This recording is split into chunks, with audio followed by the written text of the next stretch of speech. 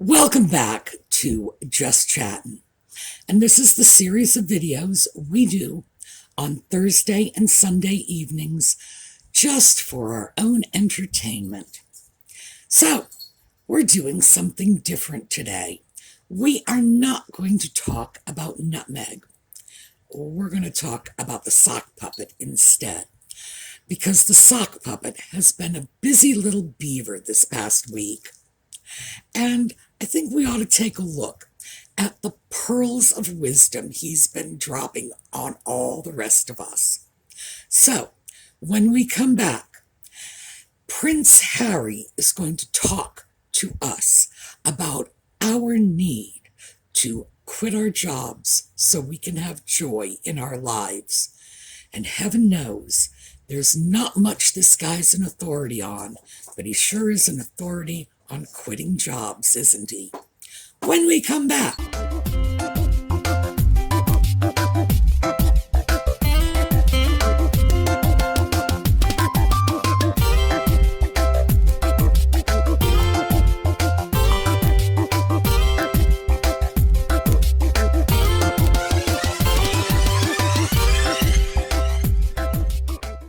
Well, I need to start by apologizing for some of the background noises because I have a very needy cat who has dug into a box of styrofoam. Gosh, I like buying things online. I like buying things from eBay, from Etsy, whatever. But I hate when they pack it with styrofoam because it takes forever to clean up the mess the cat makes with it. All right, so to Prince Harry.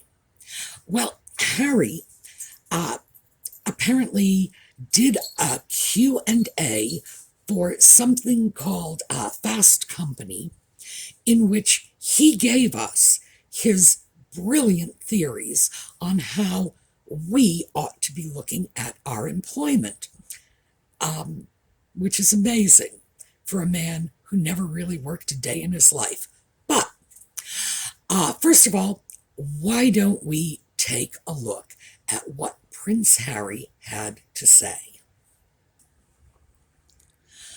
Prince Harry has said job resignations accelerated by the coronavirus pandemic, quote, aren't all bad, adding that those who prioritize their mental health should be, quote, celebrated.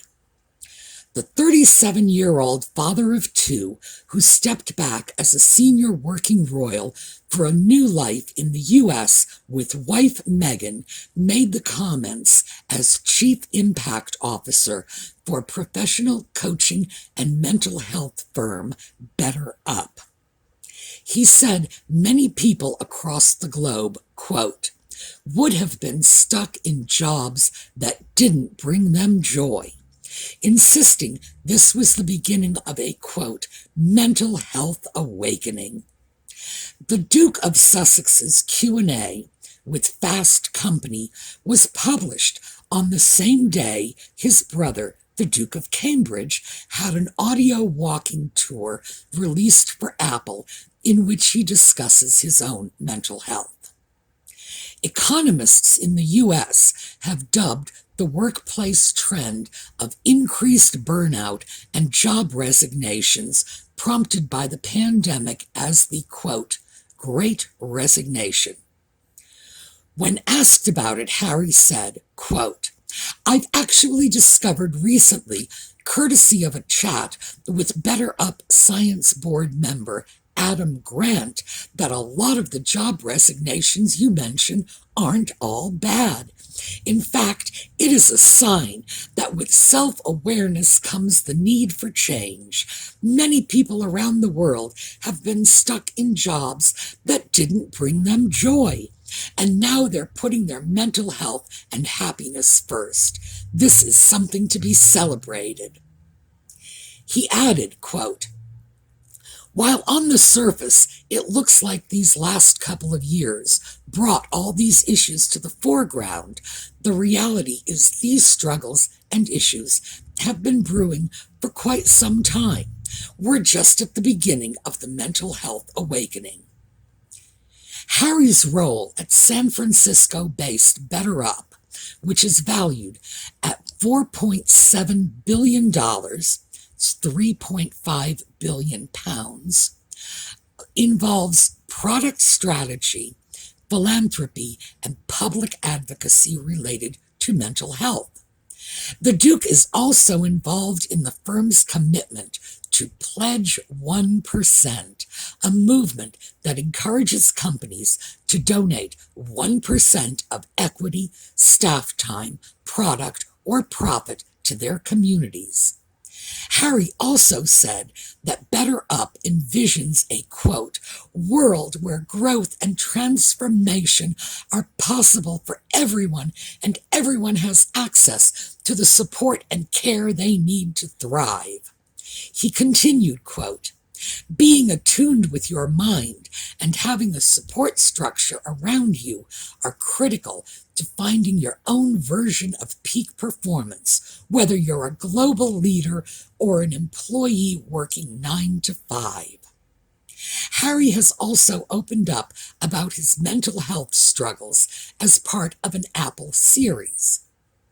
His brother, Prince William, has recalled feeling, quote, like the whole world was dying as he struggled in his role as an air ambulance pilot in an Apple Fitness Plus Time to Walk episode. Yeah, quite something, isn't it? So, let's see if we can sort of unpeel this onion. Harry has his own notions about job resignations, deciding that they aren't all bad. Now, of course, as a person who resigned what has to be considered one of the most fabulous jobs in the world, which is member of the British royal family, one would expect that he favors job resignation on general principle.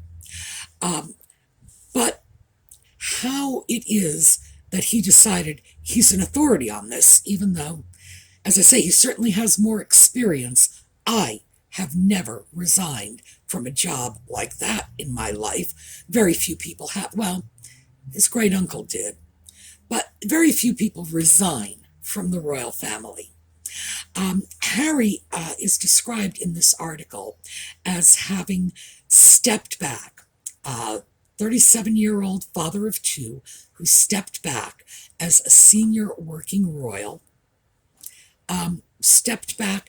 He made quite a point in the Corden interview. That was the interview where he was riding around on the top of a bus, as all royals do, babbling about whatever came into his head, presumably. And he insisted there was a difference between stepping. He stepped back. He didn't step down.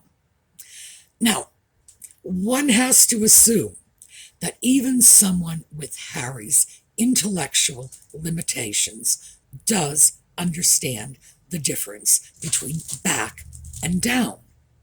However, in the sense of stepping back from a job and stepping down from a job, there is zero difference. You either work at the job or you don't. You step back, you step down. Lost on me. And I'm pretty gosh darn good with words. He resigned as a senior working royal. He said, I'm not going to do this anymore. He said, I'm going to go live in a Commonwealth country, which turned out not to be true. He's actually living in a foreign country now.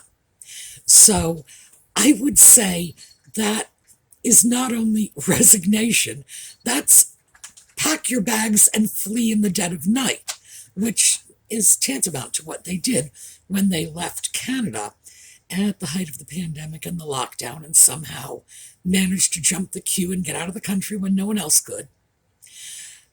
Yeah, this is resignation.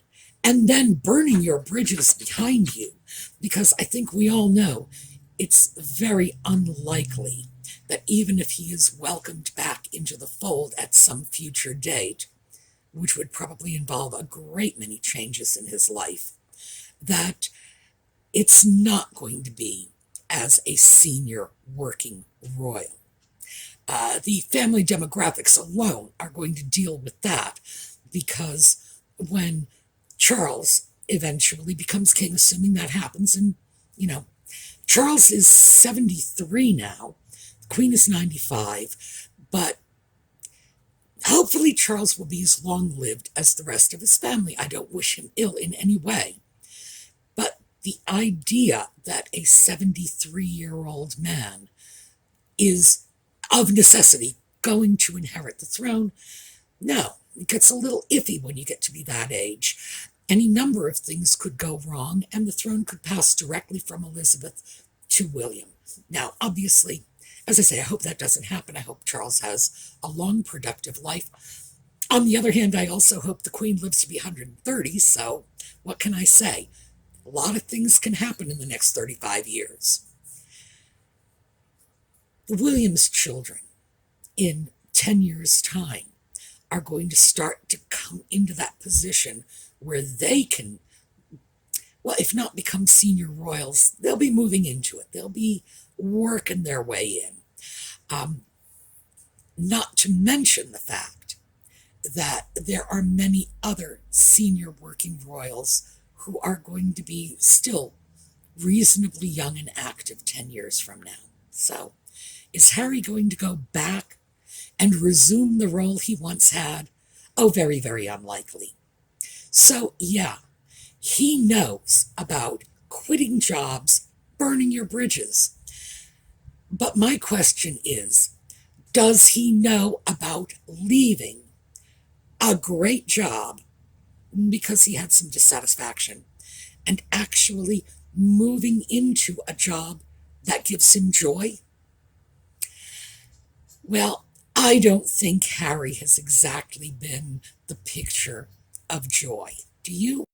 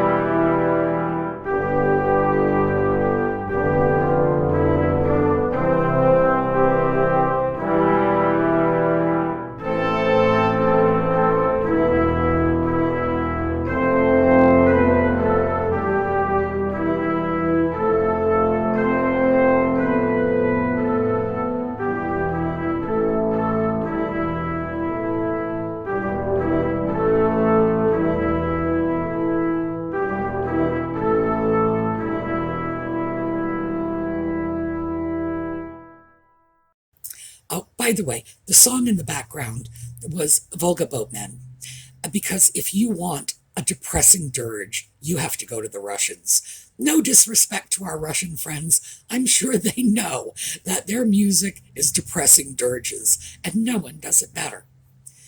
Harry's miserable.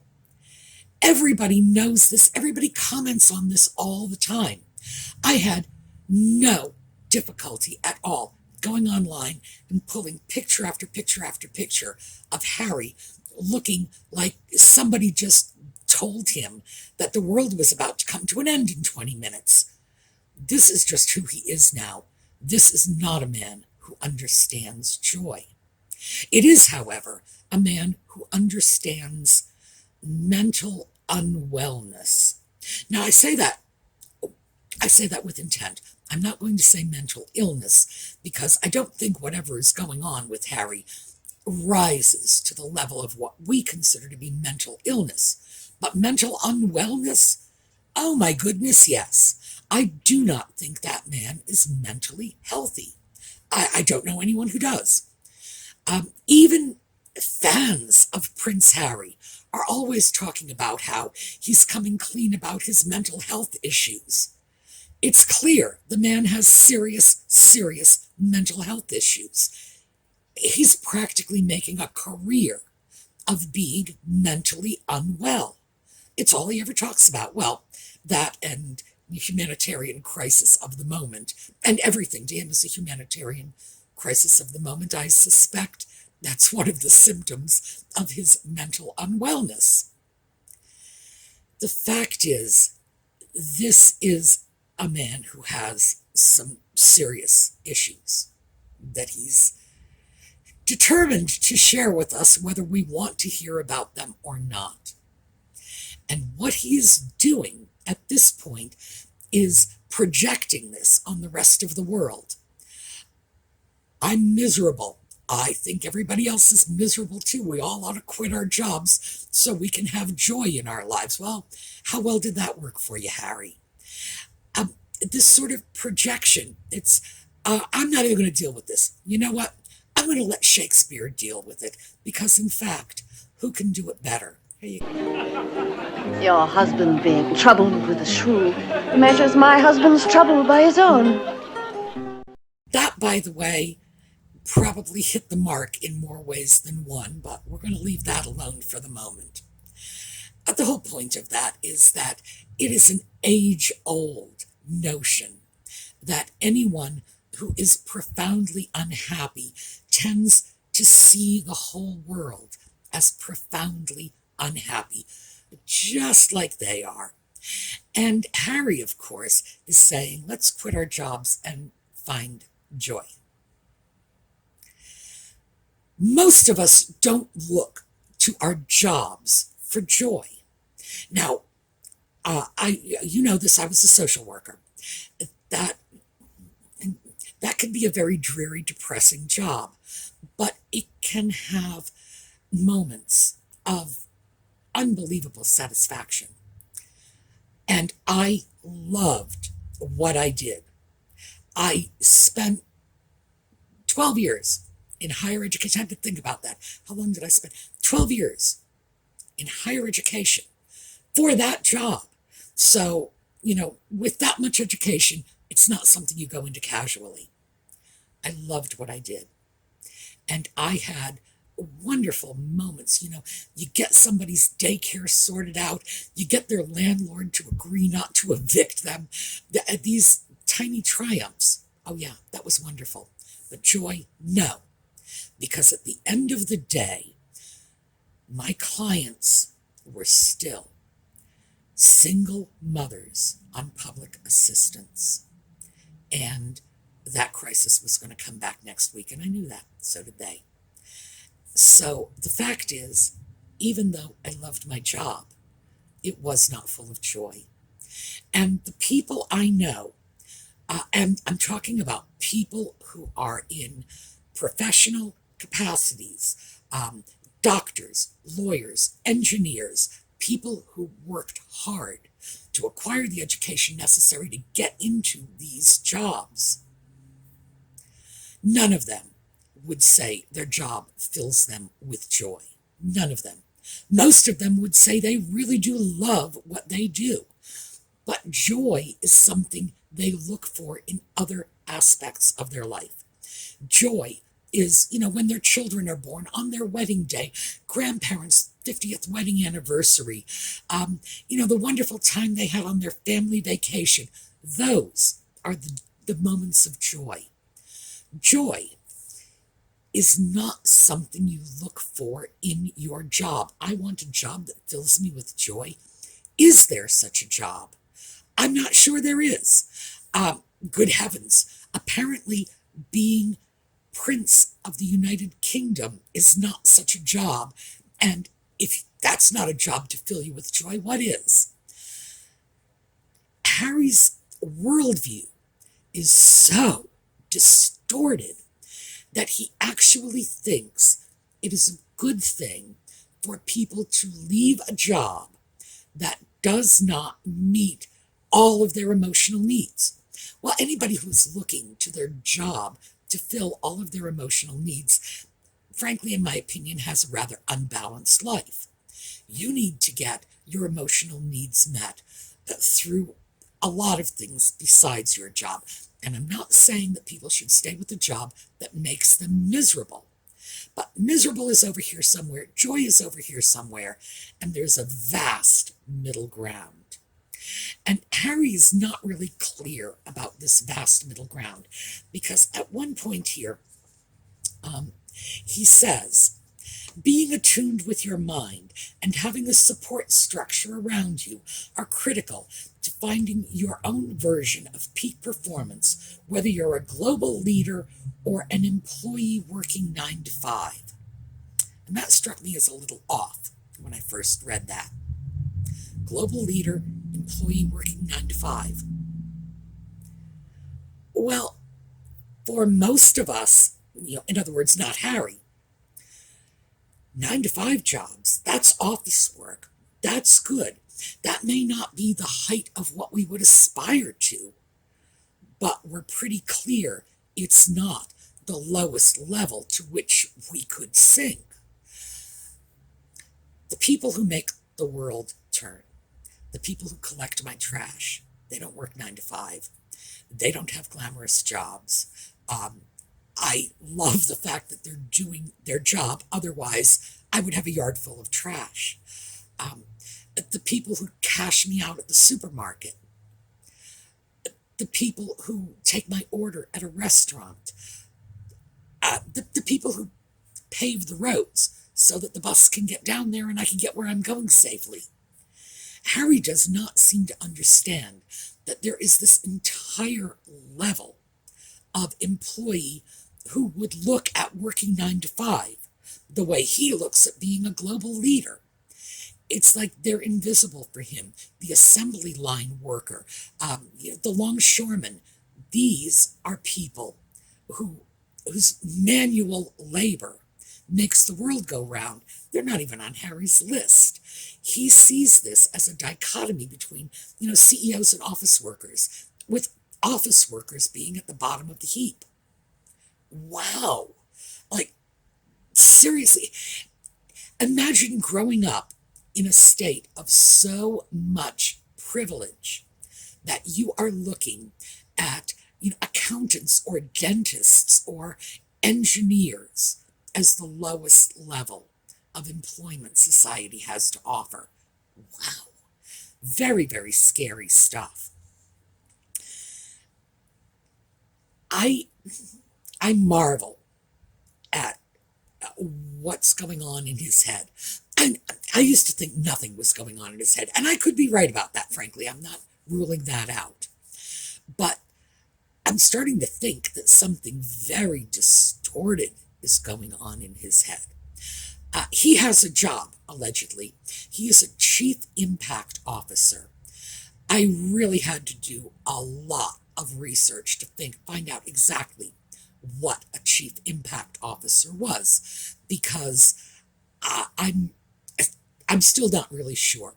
A chief impact officer apparently is something akin to a public relations officer. In Harry's case, what it means is they're renting his title. They have paid him a certain amount of money to say Duke of Sussex.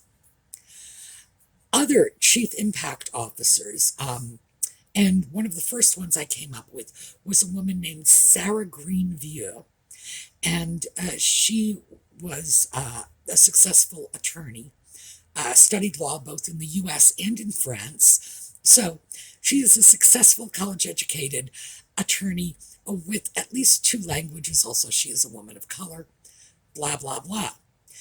These are not people who got the job because their grandma was queen. But apparently that's what Harry has done. So even his own employment is so removed from the way the rest of us get our jobs that it just doesn't even factor in. We are talking about someone who's living in a bubble, and a pretty bizarre bubble at that. Also, the company, I got a kick out of this. This is sort of an aside. The Duke is also involved in the firm's commitment to pledge 1%, a movement that encourages companies to donate 1% of equity, staff time, product, or profit to their communities. Have you ever heard the expression, how very white of them? Well, this is the definition of how very white of them. It's like, what, we should be patting them on the back for giving 1% to their community? This is what we should be striving for? No, I'm sorry, 1% is a joke, especially considering the fact that 1% is going to give them a tax break. I would say that would be something to brag about if they were giving 20%. Oh, yeah, that's something. But 1%, oh, my goodness, I wonder how much they have to sacrifice to do that. This is the biggest bunch of babbling BS I have come across in a long time. And mind you, I spend most of my time these days reading about what Nutmeg is up to. And this, it almost makes her bizarre political worldview seem reasonable and rational. And almost, because nothing's really going to do it. This is an affront to everyone who lost their job in the pandemic and can't find work. This is an affront to anyone who left their job because they were somehow dissatisfied with their working conditions and felt they needed to move on elsewhere. To trivialize it by saying, well, they need to go find joy. No, maybe they needed to find better benefits because their children needed braces. Maybe they needed to find a company in a location that would get their kids into better schools. The idea that finding joy is what is motivating people is, well, it's beyond out of touch. Most people view their employment as the means by which they pay their bills, feed their families, and somehow get from day one to day two. The idea that anybody other than a multimillionaire royal prince is going to be saying, well, I'm not going to take a job unless it brings me joy, is deeply offensive to the working public. And he is so out of touch that he is not getting this. And frankly, I'm surprised that the media isn't ripping this apart, because the truth is, it is a major affront to working America. Oh, and this is geared at America. So this is not a global thing. This is an America thing. So we have the British ex-prince coming over here telling us, Americans, that we need to rethink our work ethic and put our mental health first. Well, you know what? We did not become the greatest country that ever graced the face of this earth by building our dreams on pie-in-the-sky delusions about joy. We did it because we put one foot in front of the other. We see a job, we get it done. Now, we're not the only people in the world who have done that. God knows the Brits did it, especially after the Second World War, when their country was in a shambles. The Australians, well, I'm sorry, I had to take a minute there. Whenever I start thinking about the Australians putting one foot in front of the other, I start to think about things like Gallipoli, and that's when I usually need to take a break, grab the Kleenex, and start sniffling.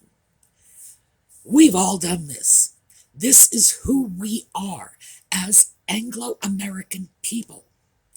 We work. We put one foot in front of the other. We do not refuse to do what needs to be done because it doesn't bring us joy. We work to make a better life for ourselves, for our children, for the future. It's who we are as a people. This is our culture. The idea, what was Harry saying? Oh yes, BetterUp envisions a world where growth and transformation are possible for everyone, and everyone has access to the support and care they need to thrive. Who's providing that support and care? he is talking about some sort of utopian welfare state. And that is not who we are as Americans. That is not who the Brits are. I know they've been accused of socialism and welfare state and so on, but that's not true. These are hardworking people just like we are. These are not people who are saying, well, everybody needs to be able to go out and win the lottery and, we should all just sit back on our butts and wait for life to come and give us what we want. Harry seems to think it is. So, that's my take on it. I want to hear your take. Is this someone we should be listening to? Is this someone who even knows who we are as a people? I'm not talking about individual life experiences. Does he understand what it means to be an American, to be an Aussie, to be a Brit, to be a Canadian? Does he get it? And we have a work ethic. Does he even know what that means? Because he needs to, because it defines us as a people. All right, tell me what you think. I am looking forward to your comments. Please remember, giveaways are still going on over on the Sumi Facebook page, Sumi's Angels Facebook page. Go on over, sign up. We're coming into the height of the holiday season. Oh, this, by the way, is not going to be a giveaway. I did want to show you this. This is something one of our viewers made for me. She did this a couple of years ago. When the tree fell on my schoolhouse, there were damages, including some of my china. I only lost 2 pieces, by the way, which was fortunate. And she made necklaces and bracelets and all kinds of little jewelry out of the broken china pieces. Most of them went off as giveaways, but this is one I saved for myself. I love this piece. And so here you go. Thank you, Randy. I really do love this piece. But we've got plenty of other jewelry items, pens, etc. So go on over, sign up for a giveaway. All right. When we get together on Sunday, I have something special that I really think you're going to like. So you stay tuned for that. We've got the thrifting videos coming up this weekend. Have a terrific day.